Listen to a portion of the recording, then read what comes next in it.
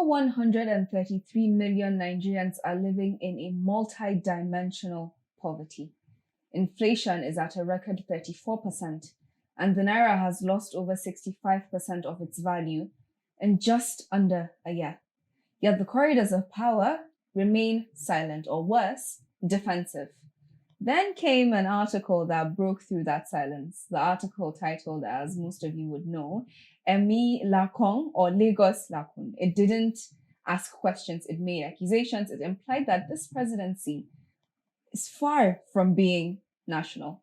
It is regionally obsessed, that Nigeria has been reduced to a Lagos project, and that the man at the center of it all, President Bola Ahmed Tinubu, he has, some would say in this article, has lost touch with the very people who gave him a mandate.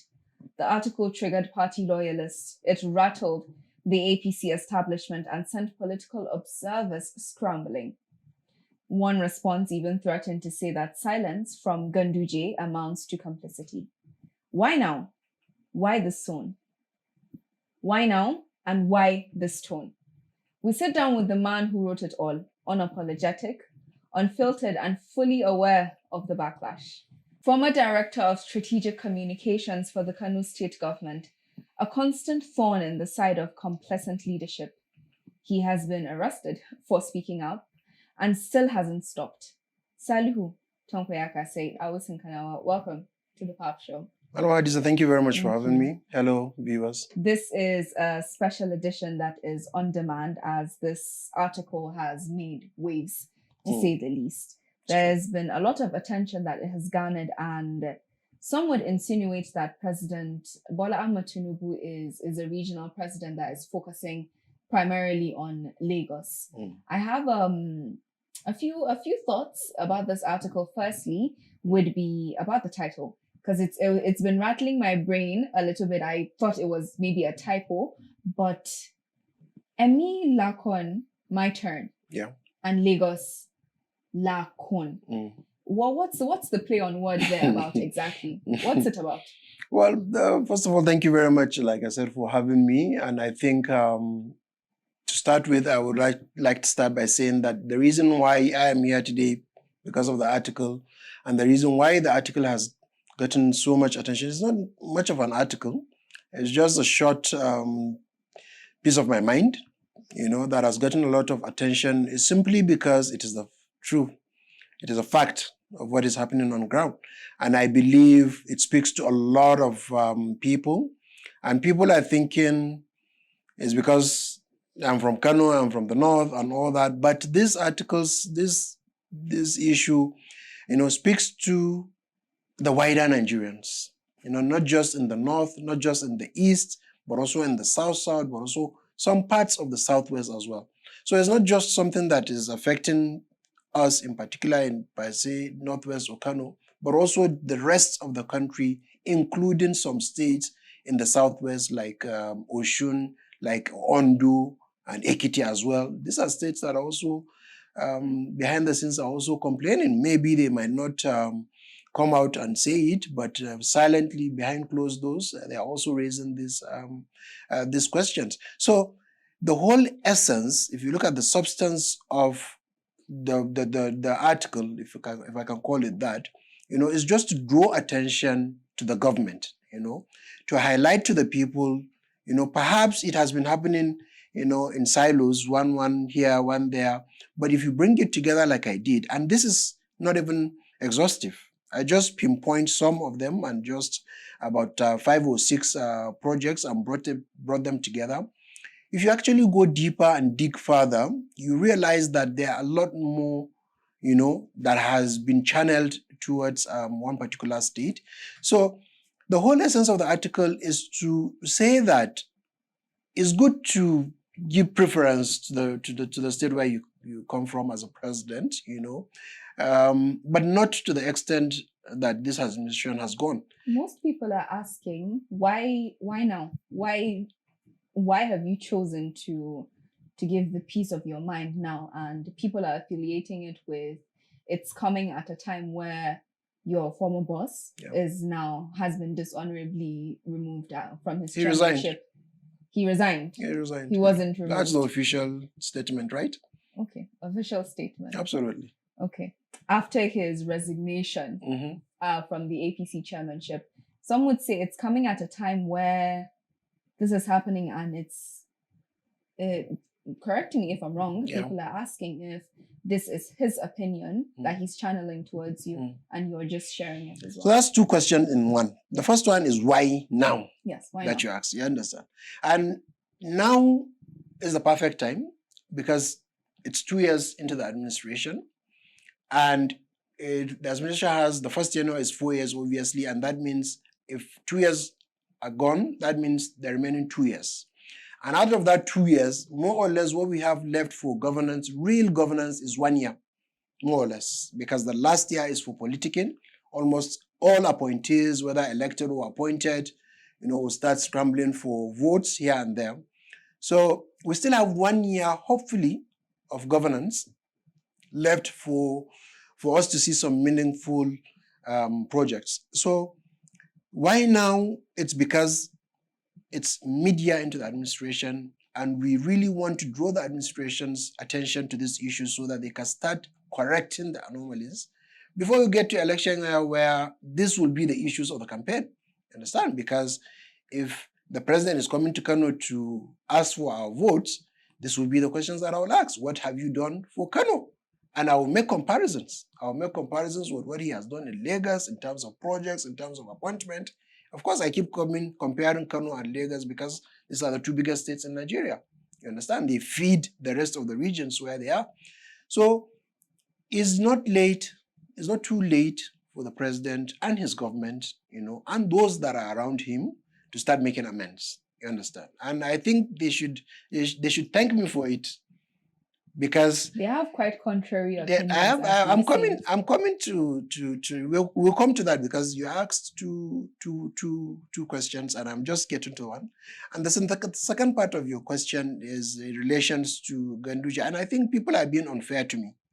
They are being unfair because, first of all, even in this government, even when Ganduja was in office before he resigned, I highlighted some key issues, on 1 or 2 projects, that needs the president's attention. I have spoken out particularly on the most important road that comes to northern Nigeria, particularly the northwest and some parts of the northeast, which is the Kaduna-Abuja road. I've spoken about that one in the past. I've also spoken about, in the northeast, the issue of 2 issues, because in the northeast, there isn't a single stretch of road that is motorable in the northeast. This is confirmed by the governor of Gombe State at an event that was held in Kaduna at the Gamji Sardone Memorial. The governor of Gombe State affirmed this particular point that I made, that there is no stretch of road that is motorable in the northeast. And this is not just President Bola Ahmed Tinubu's fault. It's also the fault of the previous leaders, including Buhari, Jonathan, Eradua, and Obasanjo. You understand?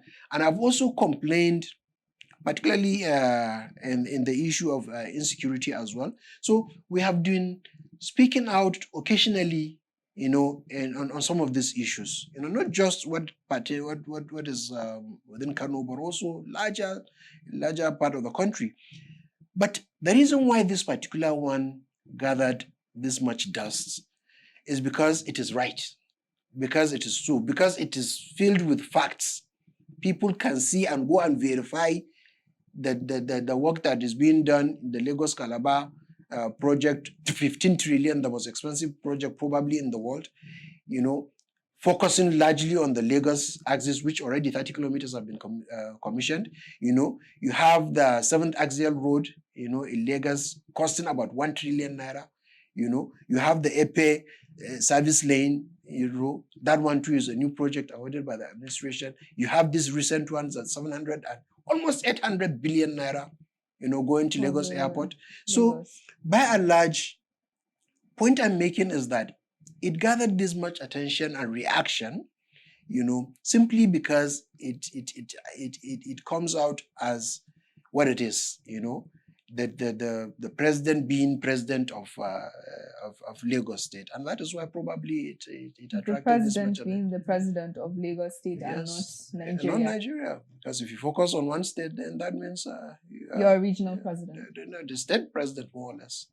A man named Honorable Sadiq Alis Sango, yeah, the APC Kano youth activist, he put out a piece that was published on Daily Trust in which he claims to address what he calls misrepresentation, political undertones, and misleading sentiments contained in your piece. Yeah. Well, what's your take on this? I've read it. I read the article. First of all, I don't know him, so I just read the article. I hope it's a true person, not a pen name. Someone hide behind a pen name to just put it together that does not have the courage to face me and tell me what it is. I don't know him. So that's one. Secondly, I've seen the projects he listed, in his defense, because he took it two parts. The first one, he tried to highlight some projects that are ongoing in the north. These are all inherited projects. The Kaduna train project that he mentioned, inherited projects, almost completely done by the previous administration. The Kano Katsina Maradi train, that one is 100% funded. This administration is not adding a kobo to it. They made mention of the Kano Abuja Road that I also talked about, and so on and so forth. The bottom line is there are also existing projects in Lagos that are also being continued. Projects that were started by the previous administration, which this administration has continued. So if we are going to list or focus on inherited projects, then let us all focus on the inherited projects of the administration. In fact, there are many, not just by the Buhari government, but we have projects that have been abandoned by Goodluck government, Yaradua's government. For instance, one of the most important projects in northern Nigeria, not just for Northwest, but also the major, including North Central, is the dredging of the River Niger. That one also is an inherited project. So if their line of defense is that the president is doing inherited projects as well, in northern Nigeria, then let him not start new projects as well in Lagos. Let him focus on completing inherited projects. But they highlighted inherited projects. I'm from Kano State. And I love my state, and I know every corner of Kano State. I can tell you there isn't a piece of block of new project, that is going on that I don't know of. There isn't. There have been approvals like the new Kano bypass. How much billion is that one? But I think is it up to 100 billion? I'm not even sure. Because it has not started. There have been talks of, there's a recent approval for the renovation of the runway of Mala Aminu Kano International Airport. That one just came in last week. So they have been giving out approvals. This is what I call audio approvals. Because if you do not get to the site, do the work with the same speed that you are trying to do in your Lagos, that begs the question that why are you doing preferential treatment? Aside, he says, and I want to bring your attention to this, he says in particular that Ganduja should distance himself from this article. So what is why? Because he believes his silence would mean that he's complicit in what you say. How does this bring Ganduja to the issue? Am I working for Ganduja now? I'm not working for Ganduja now. The Ganduja's chairman ended. That also ended with that. And if there is a precedence, I worked with Ganduja in Kano State when I criticized the insecurity situation back then when Buhari was in power. The first time we did it, I was sacked, I was suspended. 3 months after, again, I did it again, I was sacked, I was arrested by the DSS for 4 nights. I want to actually get into that there. Yeah, before we get there, I'm just trying to set the precedence. It has been there before. Before we get to that, this has been something that a lot of people have been begged to differ. What was the basis of your arrest by the DSS? Because they claimed, I don't even know what the allegations are. Because I was not present, I was not charged with anything. I was not indicted with anything. Because if you look at the tweet that I made that time, because about 300 young kids were kidnapped, in Niger State at that time. So I just draw the attention of the government that Why is the government then allowing school children to be kidnapped? We've seen a number of cases in that regard. You understand? So that was what I said. It's not a crime to express my opinion and all that. And after the arrest, they realized that they made a mistake and they allowed me to go. Did they After apologize? the outcry, I don't even need the apology because I don't need anything. They picked me up from Kano and then let me go in Abuja. In fact, I would have asked them back then to take me back to Kano because that was where they picked me up from.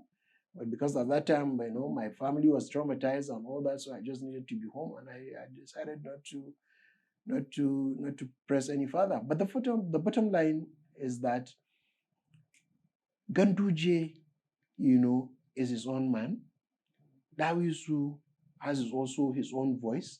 Why are they not saying, bringing, for instance, my father into the conversation? My father is a big supporter of the president. I want to believe he still is. I have not had that conversation. I don't know. That's why I said I know. I want to believe. I don't know because I've not asked him of recent if he still, maintains his position as he did in the past. But why are they not saying that my father is in the government, that I should also is supporting the government, and I should also keep quiet? Why are they trying to bring Ganduja? Because they have an ulterior motive with Ganduja. They know what they did, in terms of trying to cause commotion or trying to have Ganduja to put a leash on me, something like that. That's why they're trying to rope in Ganduja into the conversation. But if I have done it in the past, why are they trying to bring him into the issue now? Speaking of the past itself, critics are saying that if you believe things are going wrong in the country now, when you had the ears of the APC chairman, why didn't you make as much initiative to put a foot forward, stamp it and say, this is wrong, this shouldn't be done, and more things should be done for your people? You can know that, most of the projects that are going around, why weren't there as much criticism back then as there is now? Back then when? When you were in office, when you were as APC chairman or APC back in Kano chairman. No, but there are so many ways to pass your message, and I can tell you for a fact. I don't want to quote names, but I can tell you for a fact that I have presented these issues, to so many stakeholders, including people that are close to the president. I have made this point. I have stated it several times, to all the ears that I know, that when they hear, they one way or the other find a way to pass it to the government. But when you keep talking and talking and talking, and then it does not translate to action on ground, then that means that whatever advice you are giving is not working. If it was being taken under consideration, we would have seen some changes on the ground. You understand? But we have not seen that. And I can tell you that just try, you are a journalist, try and speak off record with one or two or three people in government and hear what they have to say.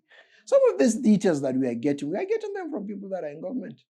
People that are seeing what they are seeing, and because of by virtue of the position they occupy, cannot bring it to the limelight. By the time we get closer to election, the things that you hear coming out from this government, wallahi tallahi, you'll be shocked. Understand?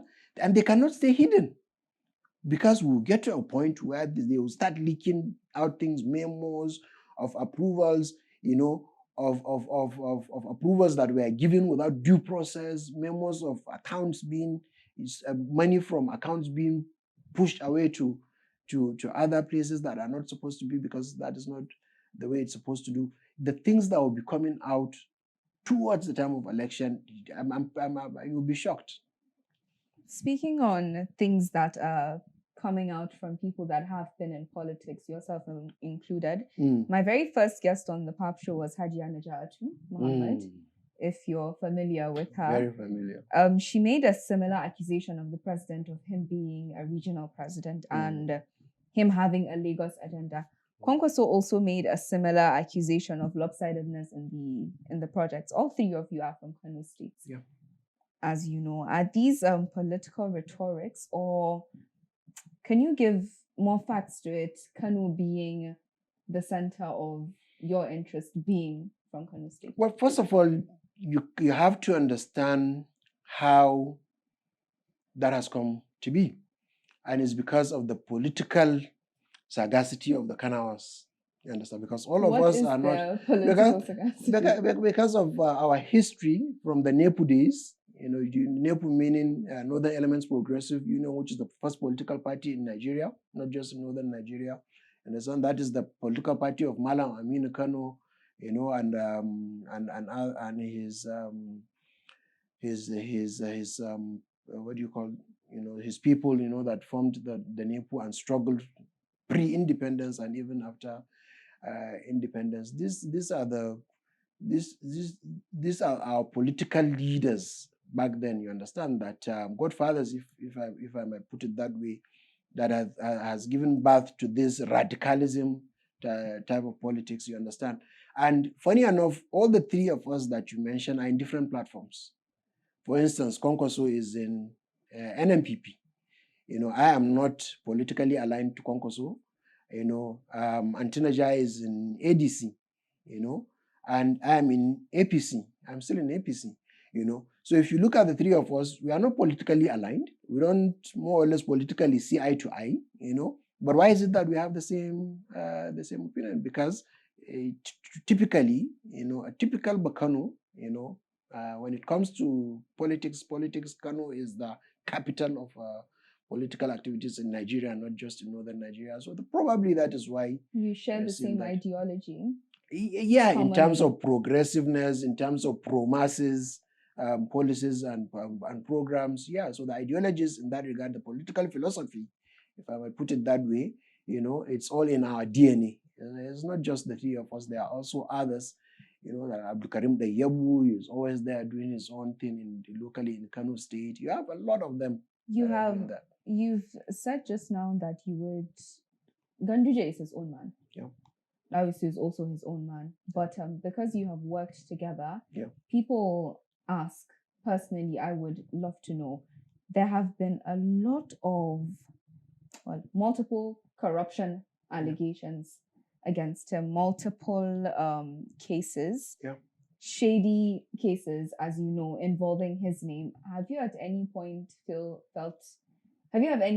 felt ashamed to be associated with Ganduja? No, why would I wouldn't call it being ashamed. You understand? Because disappointed. I would have want things done differently, perhaps, maybe.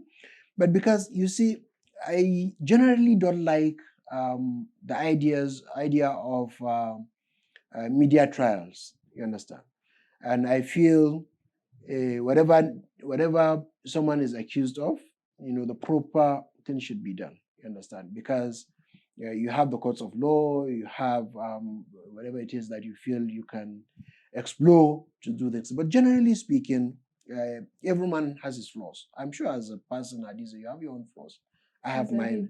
As everybody does. But when that flaw, it directly affects the people, the good people of Kano State. Yeah.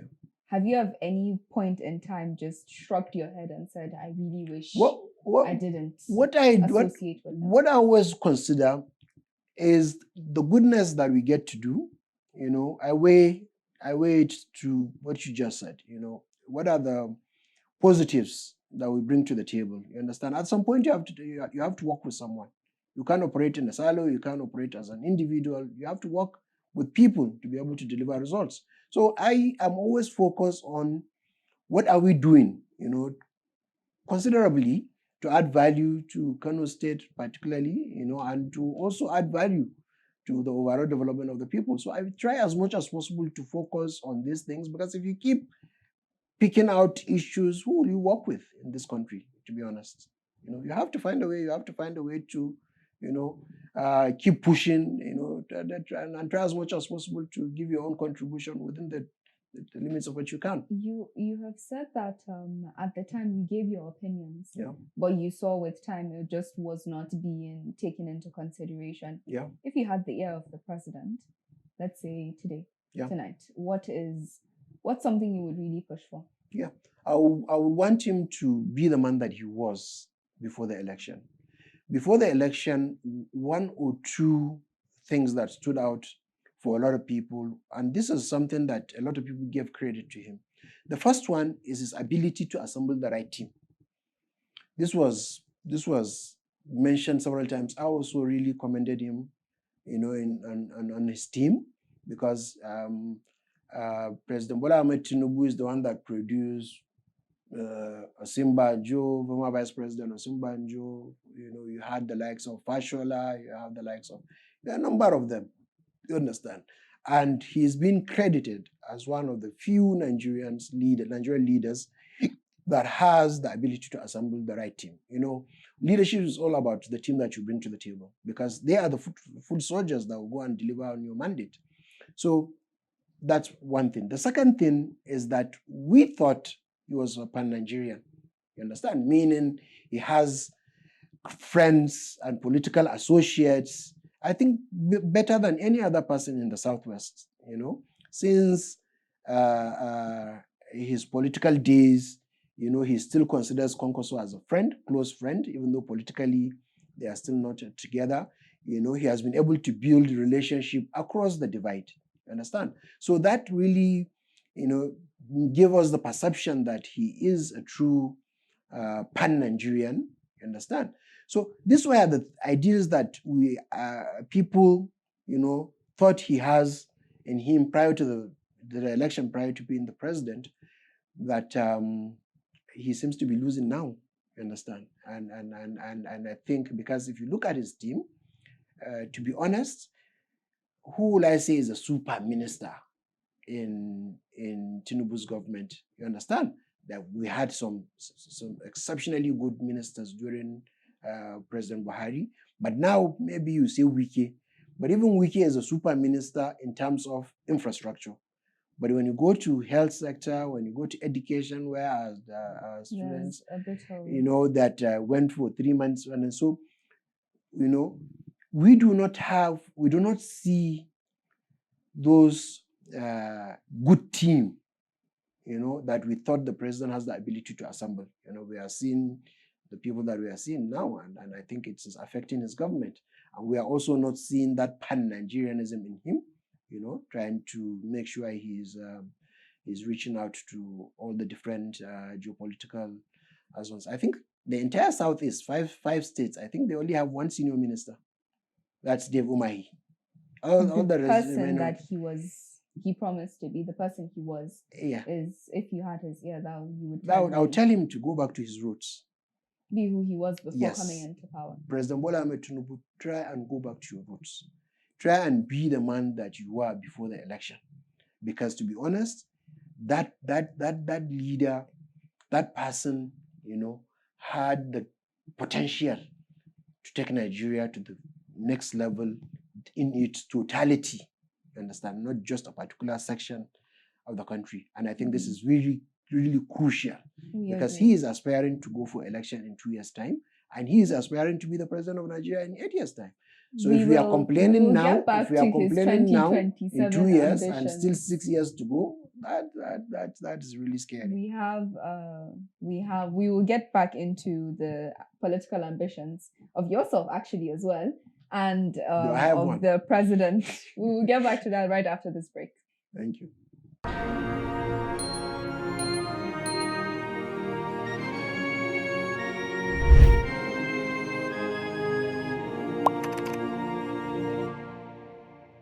Welcome back to the PAPShow. If you are just joining us in, we are here with Malam Alhaji Salihu Tanko Yakasai, Dawisun Kanawa. Welcome back to the PAPShow again. Thank you. As I said before we went on the break, I know a lot of our viewers would want to add, do you have political ambitions come 2027? So, political ambition can mean so many things. Do you plan to run for office in 2027? No. Do you Even plan the to last, maybe get an appointment? Are you hoping to get one? to be honest, not really. You understand? Because I preferably I would rather have the listening ears of whoever is in charge to deliver. As an advisor or Even in what unofficially. capacity? Even unofficially. Preferably, this is my choice. But contesting election, to be honest, even the ones that I did in the past, including the governorship election that I did not want to contest. People find it so hard to believe when you tell them. How did that? So how do you come out to contest? I have associates that pressured me and pushed me into agreeing to contest. Two of them actually. And the first one has been pushing me at that time to contest for almost 6 months. And swear to God, I have never given it a second thought. I kept shrugging it off. I said, no, I'm not interested. What made you say, why not? The second person. So the second person told me, do you care to after give us 6 names? months. No. So the second, the second person, yeah, I can say it. The first person is Abdul Karim. He is now with Labour Party. Okay. Zita. And the second person He's that the first actually person. Convinced you. Yeah, he's the first person that kept pushing me, and I kept saying no. I didn't even give it a thought. The second person is Jamilu. Jamilu. Full name? Jamilu. Yeah. Jamilu, full name. So, Jamilu Hajjaj. Okay. So, he gave me one reason which I think made me to change my mind at that time. And what he said is that if a lot of people, two reasons actually. He said if a lot of people see the potential in you, and we have people that get into the system and don't get to actualize their visions, their potentials, they get derailed, if more or less what he says is that if good people are not getting into the system to man these positions, we keep getting what we are getting, that is not good for the future of this country. So if people feel that you have something to offer, it's even religiously, Islamically speaking, it's even mandatory for you to go in and join. That's the first reason he gave. The second reason he gave is that a lot of young people look up to me, and you agreeing to contest, you will motivate, you inspire, a lot of younger people to want to join. If Dawisun can do it, so also can do it. And I think for me, this is one of the biggest takeaways of the campaign. You understand? So these two friends of mine, are the ones that pushed me and forced me more or less, to agree to do it. And I don't think I really want to do it again now, because I seem to function more better, if I advise. You understand? If I highlight the things from outside, you tend to see things differently from when you are inside. But and I believe one of the problems that our leaders have are people that cannot come out and tell them this is right, this is wrong, or we are drilling a bit.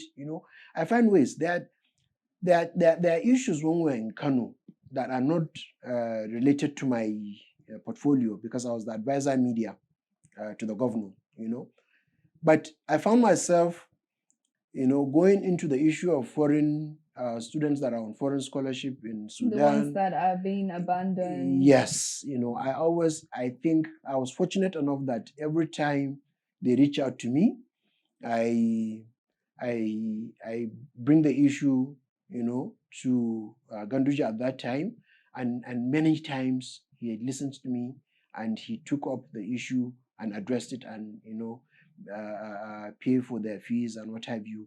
So I find myself, and there's a way that you talk to leaders that you get the message across. So I do it into 3 ways. You understand? The first way that I used to advise Ganduja is I come out directly and tell him.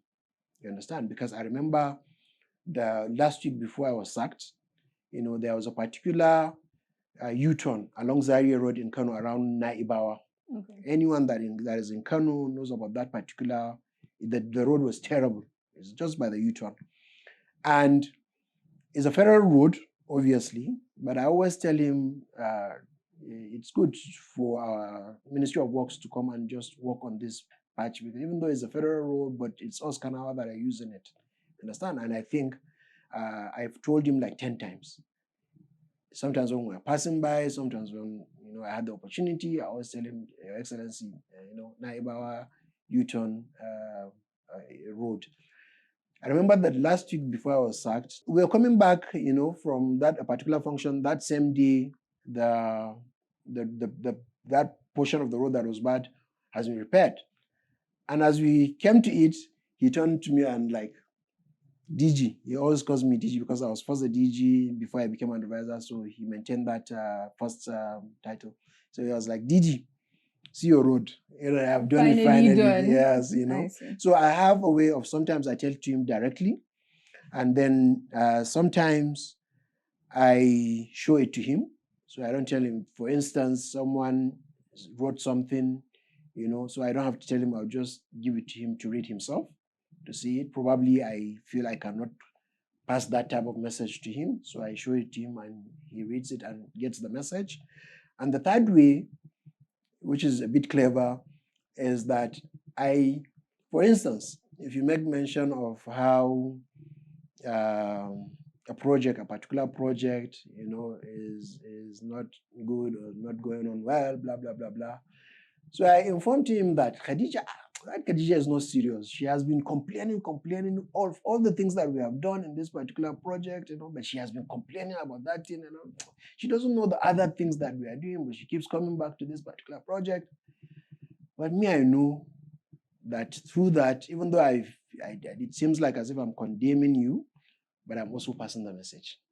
You understand? That particular issue that has been bringing to the table. So I feel there are ways that you can advise, and you think you're best suited in the advisory role rather than being at the forefront of I'm more comfortable in campaign. That. I'm more because, and the reason why that is better for me, and I feel more comfortable with that. I'm not saying I wouldn't do it if given the opportunity, you understand, but the reason why I'm saying that is because for you to achieve in Nigeria, the system, how it pulls you back, you understand? Everyone working against you to make sure you fail.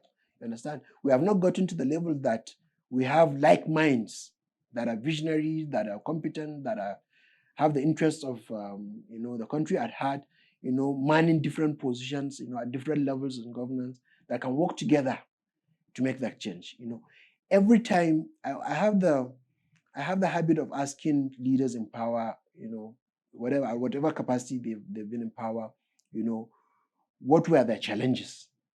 And the most common thing that I get to hear is that, this one sabotaged me, this one was, making life difficult for me, this one is so many issues that circle around, people not working, with you to deliver that. I think most people know the saying that politics is dirty. Mm-hmm. Do you agree? It is dirty, absolutely.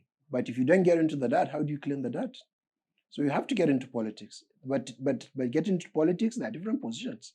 That's why in the beginning of your question, if I have any political aspirations, it can mean anything. It can mean elective positions, appointed positions, party politics. It has so many subsections. Broad... It is. Speaking so I have of aspirations, elections, but not. Speaking of elections, come 2027, Tinubu, our current president, is planning to return back. What's your take on that exactly? Your face doesn't seem to be comfortable with the question, but I'm still going to go ahead and ask. It's not the issue of being uncomfortable. It's a very dicey answer. 6 more years of Tinubu.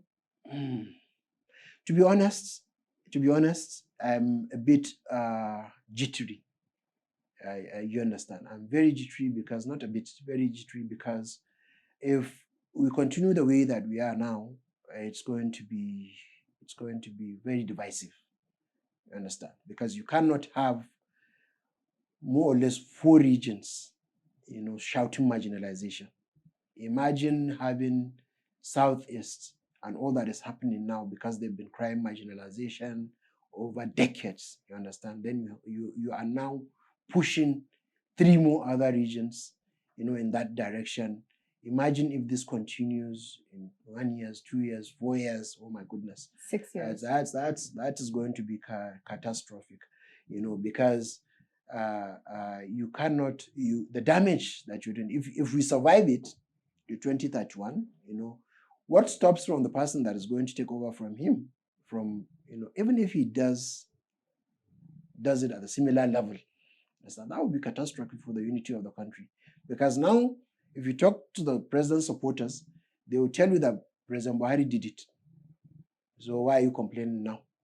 So does that mean if Hadiza steals, I'll also come and steal and say, but Hadiza stole now and nothing So that happened. makes it okay. That makes it okay. You understand? And I know, because I followed the Buhari's government very well, that Buhari's there was that issue, you understand, nepotism, regionalism and all that, but it wasn't this bad. Because I remember the first tenure of President Muhammadu Buhari, it was more or less a Yoruba government, because at that time the super juicy appointments went to the Southwest. All the North got were the portfolios under the security sector, Minister of Defense, DGSSA, usually, which is the president also now is more or less doing the same thing with the exception of 2 ministers of defense. But the rest of the major appointments, Fashola was a super minister occupying 3 major ministries.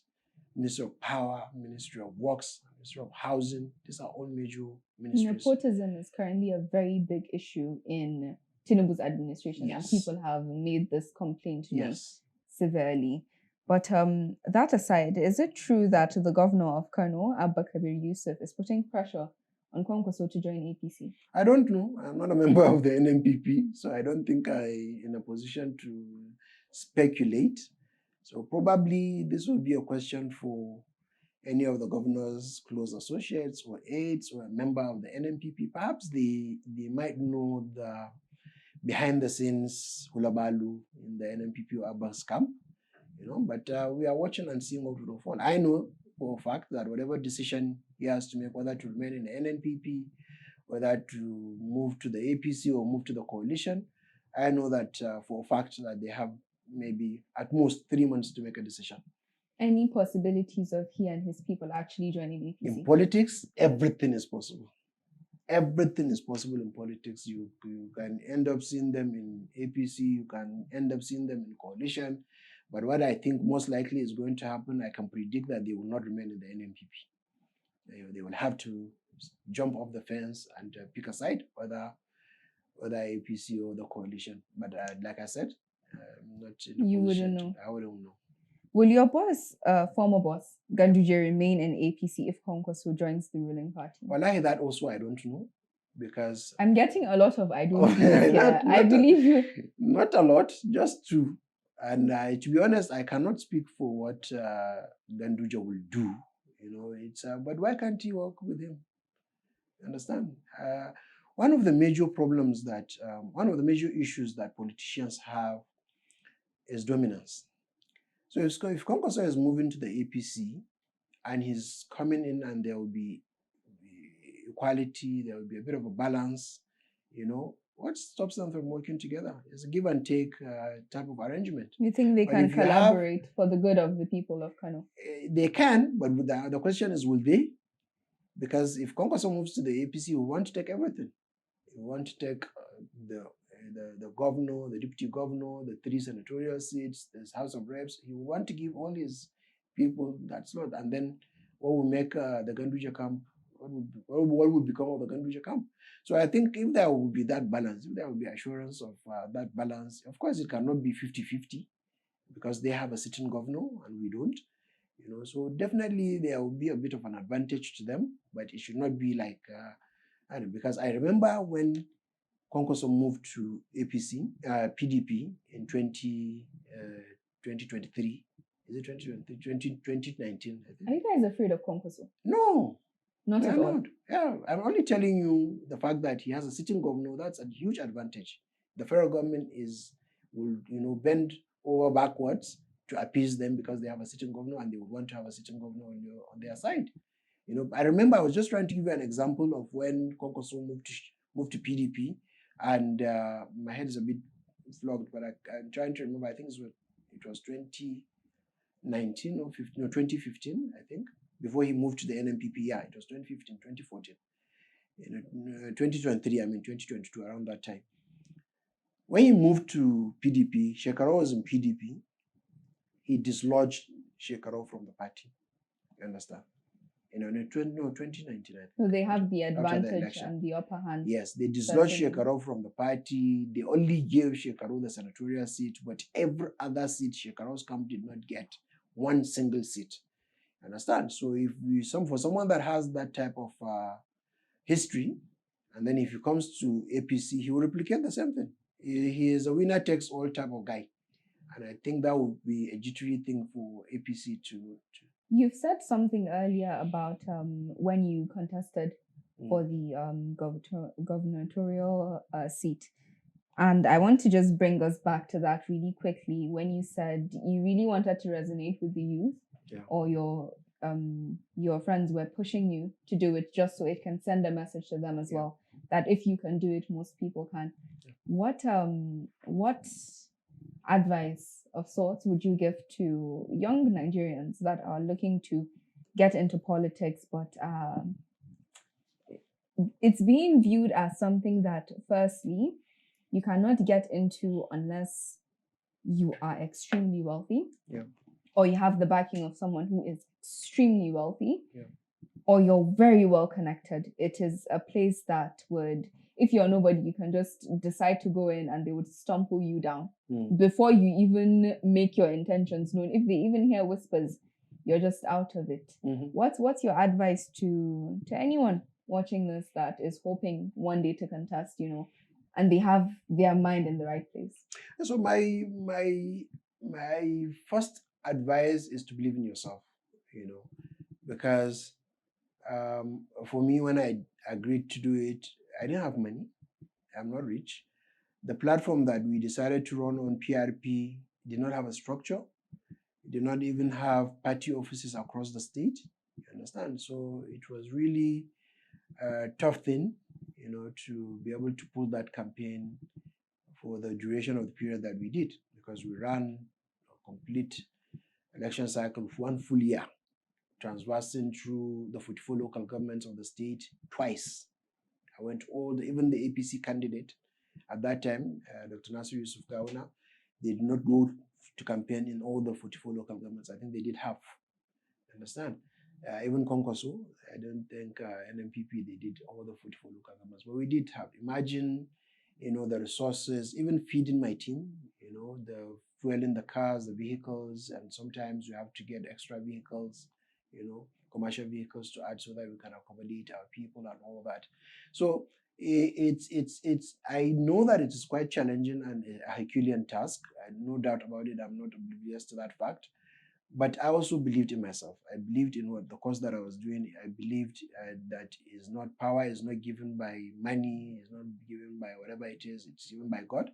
And it has happened before, especially for us in Kano. So if Allah willed at that time that it was my turn, I knew that I would have won the election, irrespective of these numerous challenges that I mentioned. So my first advice and most important one is to believe in yourself. If you believe in yourself, there's nothing that you can't do. That's one. Secondly is to coordinate and organize. I keep saying this and I keep repeating this because you can't win it alone. One of the challenges that I faced at that time was finding people to also believe in me and rally behind me so that we can work together. I was struggling to get candidates, quality candidates for state assembly under my platform at that time, the PRP.